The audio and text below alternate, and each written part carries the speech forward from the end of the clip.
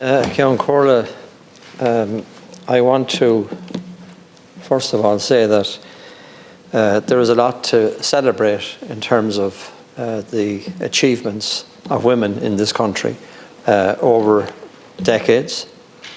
And it's also fair to say that an awful lot has yet to be done. Political parties in this House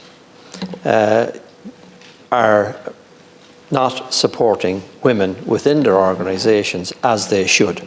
And that's why we don't get women coming forward on political tickets. And I believe that that has to change.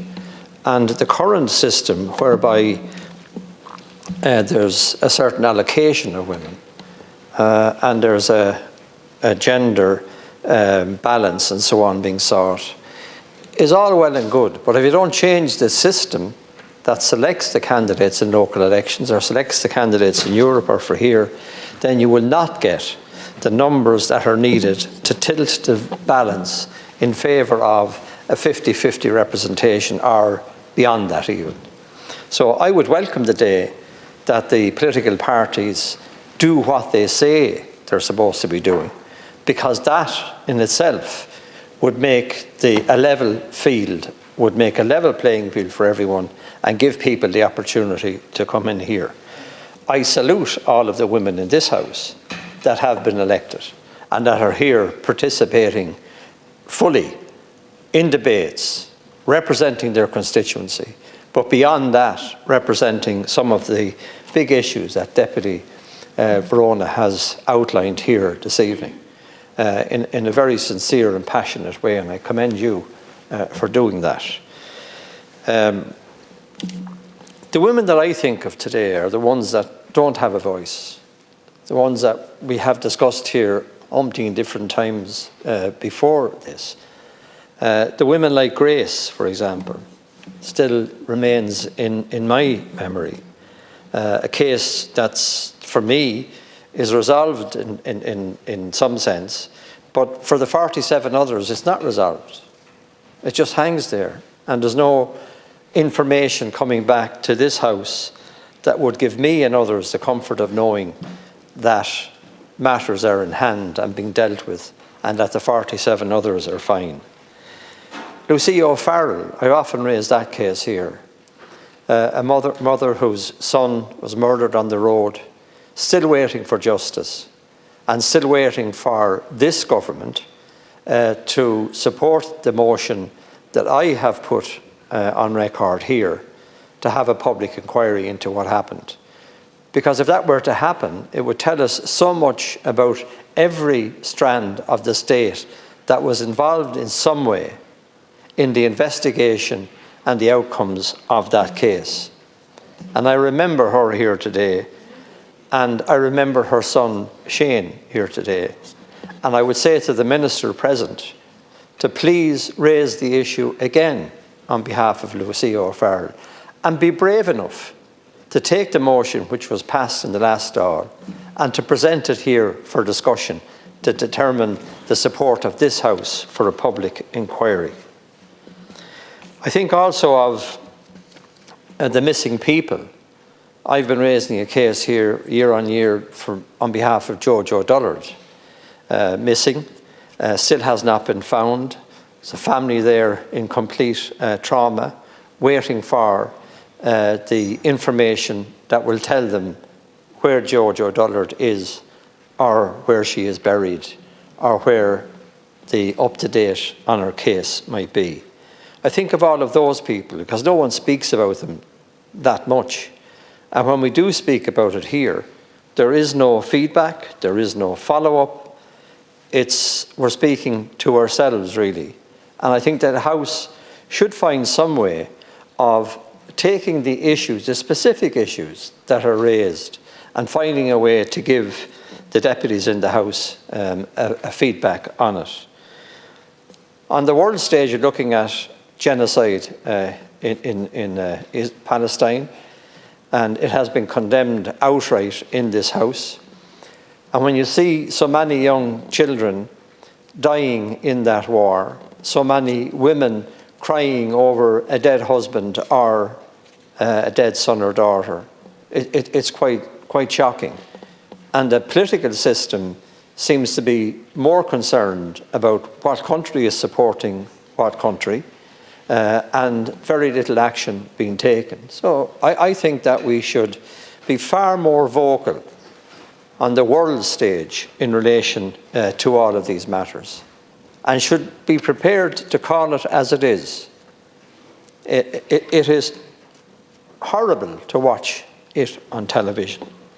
Likewise with the Russian invasion of Ukraine and what's happening there. Again, countries are more interested in their own positions rather than calling out just exactly what is happening. And I think that in politics, until we get to that day where you're calling out the issues, you're being truthful and honest, and you're following it up where necessary with the actions, until we get to that day, we're just crying in the wilderness here. We're just talking to ourselves, and nothing much is happening out of it. The referendum this week, and I'm not going to go into it in any great detail, but I would encourage people to listen to what Senator Michael McDowell had to say on it. I think it's well worth listening to. And I also think it's worth listening to the discussion or debate that was had before we reached the point where the wording was put together on that referendum. And I think that we did not serve the people well in the manner in which we handled the matter up to putting the wording to the people. I will be voting no.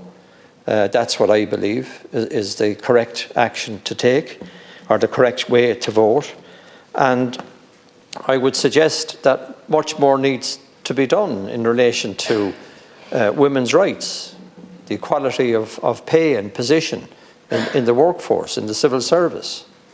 So apart altogether from the referendum on this matter, there are so many actions that we can take, and it's by our actions they will know us. So we should take far greater action on these issues rather than, putting a matter to the people, which I don't mind doing, but we should have thought it out far better.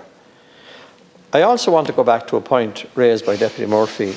That is in relation to CAMS. I raised it here earlier on. People cannot get the support of a child psychiatrist.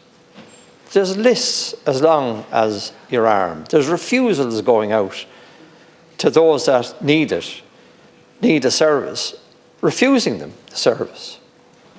And I was in a house this week in Kilkenny where I saw at first hand what the parents were dealing with. I could only, try and support them and sympathise with them as best I could. But all they want to do is for the child to be seen by a child psychiatrist. And they've been refused that. They've been refused it. And the doctor, and I raised it earlier under another matter here in the Dáil, the doctor is imploring the HSE and CAMS to see the child. And this is going back since before 2023. Now, the parents are there, but there's a woman at the heart of that home, if we're talking about women. And she is crying out for assistance. She is marked from the physical interaction with that child. And yet, we seem to, the answer today, I thought it was unbelievable to listen to it, but the answer that the Minister gave today was as if there was no waiting list, as if matters were being dealt with, as if the numbers were falling fast and furious in terms of the waiting list. That's not the case. This family and other families like it, they need to be seen immediately. Like in my house, as I'm sure in many other homes, it was my mother that was at the centre of the house, centre of the home. It was my mother rather than my father who gave me a social conscience and explained how important community and everything else was, in spite of the fact that both he and I were sort of the public figures. But really, it was her influence, and this was only learned after her death, I think, that I appreciated this, that guided me through what I would consider to be all of the issues that you would face as a public representative, and be on the side of the person, be on the side of humanity and compassion. And I tried to carry that with me through politics. But you're challenged every single day if you have that belief. Because we're in the age now of mediocrity. And that seems to be the order of the day. Talk to yourself up here. Listen to rubbish replies from some ministers, to be honest about it, in terms of the service.